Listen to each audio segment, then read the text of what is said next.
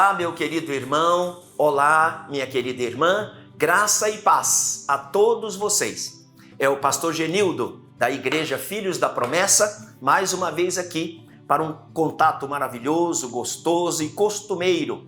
Nós estamos em uma série trazendo para todos os nossos irmãos qual é a principal credencial, o principal quesito que Deus deseja, que Deus exige até do ser humano, para que este ser humano seja usado por Deus. E eu não estou falando, irmãos, só de pregadores, não. Não estou falando só de pastores, de quem prega a palavra, não.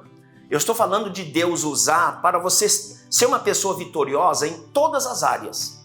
Você ser um homem vitorioso, uma mulher vitoriosa na área profissional, na área sentimental, em todas as áreas da sua vida, financeira, né? Para você receber de Deus a orientação para você administrar.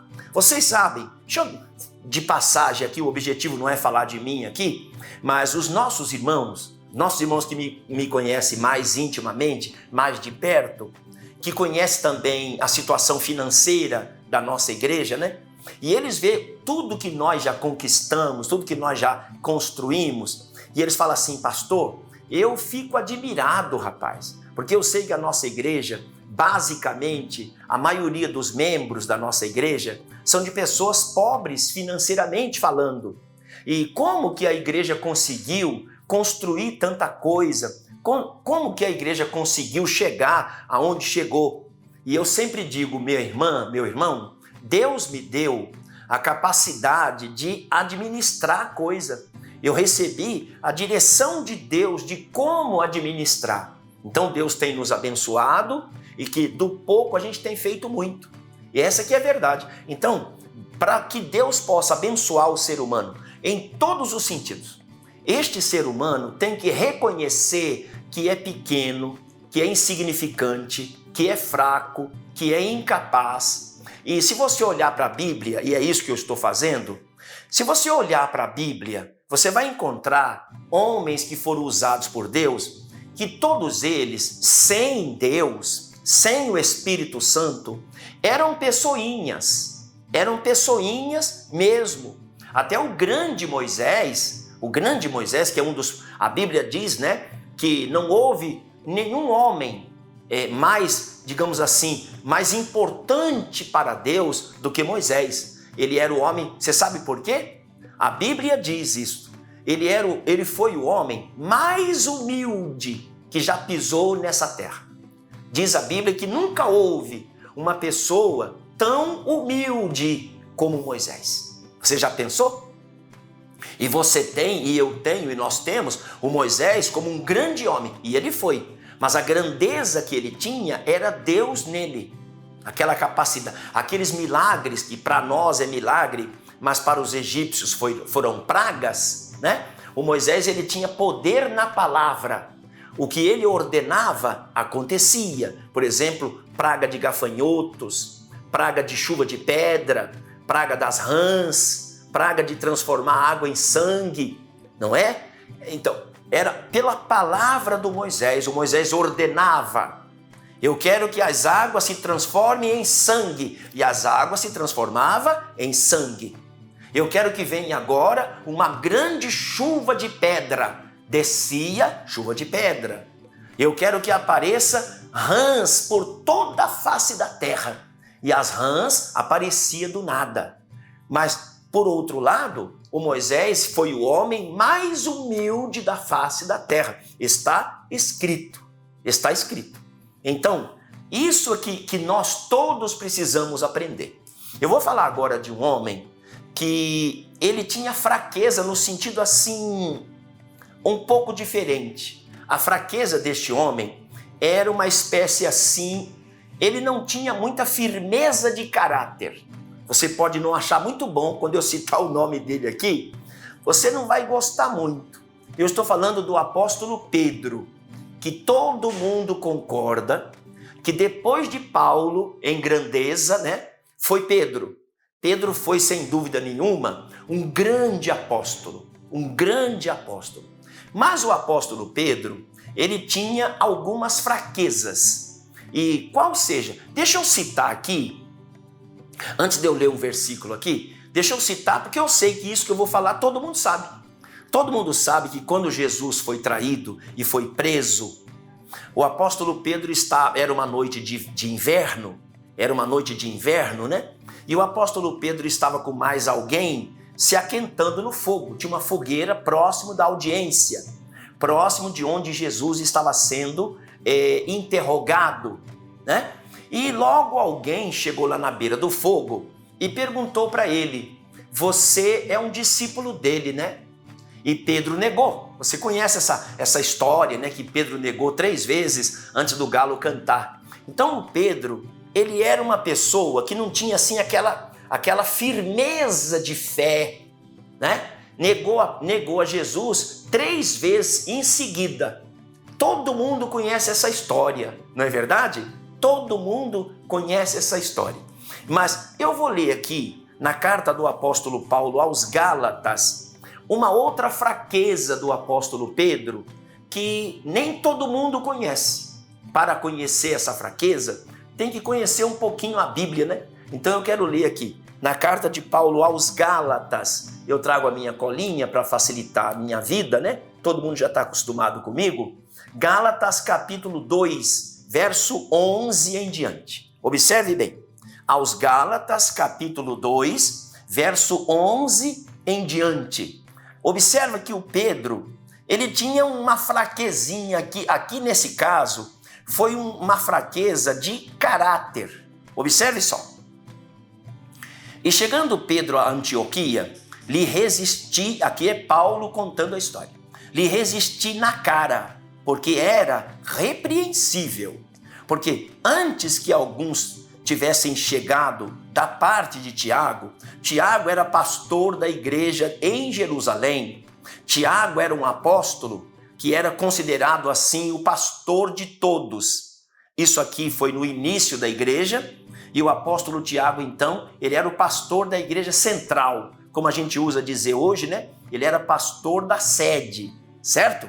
Então, de novo, verso 12. Porque antes que alguns tivessem chegado da parte de Tiago, comia com gentios, mas depois que chegaram, se foi retirando e se apartou deles, temendo os que eram da circuncisão, isto é, aquela doutrina judaica lá, né?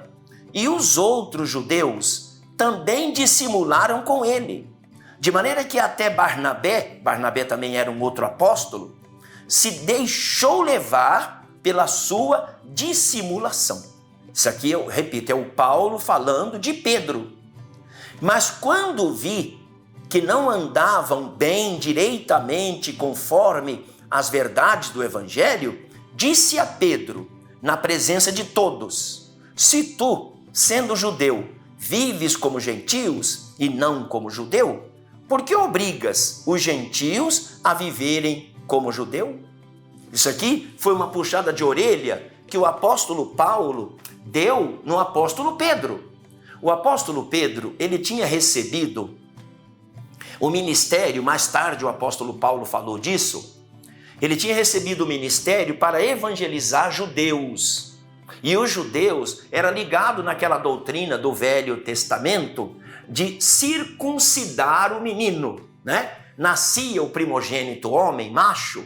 Então, quando ele completava 8 dias de nascido, ele era circuncidado, certo? Essa é uma doutrina judaica. E agora eles estavam no Novo Testamento, quando agora a doutrina é outra, baseada no amor e na fé. Não é mais necessário a circuncisão. A gente sabe que, se não me engano, aqui no Brasil parece que o exército, né, ainda é circuncida quando eu não sei se é quando a pessoa tem algum problema ou se é todo mundo, porque eu não servi o exército. Eu não precisei servir o exército. Mas eu sei que me parece que no exército as pessoas passam pela circuncisão. Não sei se é quando é necessário ou se é uma regra. Sinceramente, está aí uma informação que eu não tenho certeza. Mas a verdade é que, como doutrina, como evangelho, a circuncisão não é mais necessário.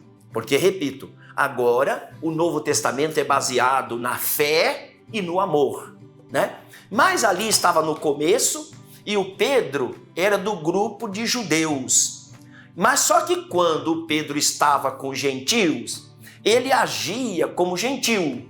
Tenho explicado para vocês que gentil é todo aquele que não é judeu. Logo, aqueles gentios que aceitavam a fé, eles não precisavam ser circuncidados, porque no Novo Testamento não é mais necessário essa doutrina. Mas o apóstolo Pedro, quando ele estava somente com os judeus, então ele agia como judeu. Quando ele estava somente com os gentios, ele agia como gentil. Só que diz aqui o texto, o apóstolo Paulo falando, que quando Pedro estava no meio dos gentios e chegava o povo da igreja de Jerusalém, que eram os discípulos de Tiago, o Pedro ia saindo de fininha. Sabe aquele negócio de sair a francesa? O Pedro ia saindo a francesa, saindo, e abandonava os gentios. E o apóstolo Paulo observou aquilo. Observou que o apóstolo Pedro estava sendo hipócrita. Você vê que coisa tremenda, né? Ele era um apóstolo, mais tarde o apóstolo Pedro, ele foi quase que tão importante como o apóstolo Paulo. Eu diria para vocês, deixa eu dar uma faladinha aqui a respeito dessa questão que talvez você também não tenha parado para pensar. Se você pensar em milagres, se você pensar em cura divina, libertação, ressurreição de morto e tudo mais, o Pedro foi mais importante do que Paulo. O Pedro operou milagres mais, digamos assim, que chamava mais atenção. Ele tinha o dom de operar milagres, certo? Paulo também tinha, porém nesta área menos do que Pedro. Mas o Paulo foi importante porque o Paulo escreveu dos 27 livros do Novo Testamento, Paulo escreveu 14 livros. Toda a doutrina bíblica neotestamentária, ou seja, do Novo Testamento, foi Paulo que escreveu. Paulo falou sobre tudo que você pode pensar. Então, Pedro e Paulo foram os dois mais importantes apóstolos, sem dúvida nenhuma. Mas neste episódio aqui, o Pedro estava agindo de uma maneira hipócrita. Somente com os judeus, ele agia como judeu. Junto com somente gentios, ele agia como gentil. Mas aí o Paulo chegou e observou aquilo. E puxou a orelha do Pedro e disse: você é judeu, mas só que você está agindo como gentil. Ora, se você é um judeu e age como gentil, como é que você pode agora exigir que o gentil venha se comportar como judeu? Aqui ele estava falando mais especialmente sobre a circuncisão. Porque os discípulos que Paulo evangelizava, Paulo dizia: meus irmãos, nós não precisamos de ser circuncidado. Que nós estamos no Novo Testamento, a nossa doutrina agora é a fé e o amor. Não tem mais nenhuma doutrina física, certo? Então, o Pedro sabia disso, mas o Pedro agia dessa forma. Ele cocheava entre dois pensamentos. Então você nota, meu irmão, minha irmã, que o Pedro tinha esta fraqueza, né? O Pedro então tinha essa fraqueza. Era uma fraqueza ruim. Era uma fraqueza não recomendável, mas era uma fraqueza. Mais tarde, o apóstolo Pedro, digamos assim, entrou na linha. O apóstolo Pedro se encaixou, se emendou, e a Bíblia fala, irmãos, que até a sombra do apóstolo Pedro curava os enfermos. Por que isso tudo aconteceu? Para que o Pedro entendesse e reconhecesse que tudo o que acontecia na vida dele, o Pedro ressuscitou mortos. O Pedro fez paralítico andar. Foi o primeiro milagre que ele operou, está em Atos capítulo 3. Quando ele chegou na igreja junto com João, tinha um paralítico lá, né? E o primeiro milagre que o Pedro operou foi mandar aquele paralítico simplesmente levantar e andar. Então, agora o Pedro estava, digamos assim, corrigido, consertado, humilhado, e ele sabia, e pelo discurso que ele trouxe, depois do milagre da cura do paralítico, você percebe que ele estava verdadeiramente convertido, porque ele falou para o povo que não foi porque ele era santo que o paralítico andou, não foi porque ele era merecedor, porque ele era digno, porque ele era isso ou aquilo, que aquele paralítico recebeu a cura, mas porque Jesus estava nele, porque foi pelo nome de Jesus que o paralítico andou. Então você percebe que o Pedro precisou passar por estas experiências para ele se apequenar e reconhecer: tudo que está acontecendo no meu ministério é por causa de Jesus, e toda honra e toda glória seja dada a Ele. Amém, meu irmão? Amém, minha irmã? Veja quanta lição importante nós estamos aprendendo aqui. Dito essas coisas, eu quero orar em favor de todos vocês agora.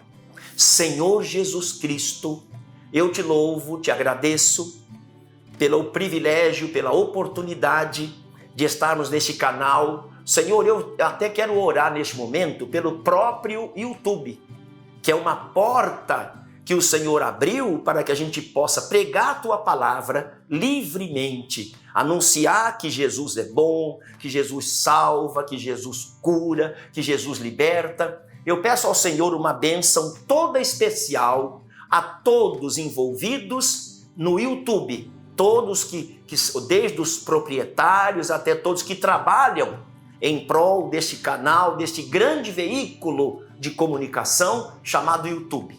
Que eles sejam abençoados, que eles tenham saúde, que eles sejam dirigidos pelo Espírito do Senhor, para que cada vez mais esse canal só cresce para a glória do Senhor.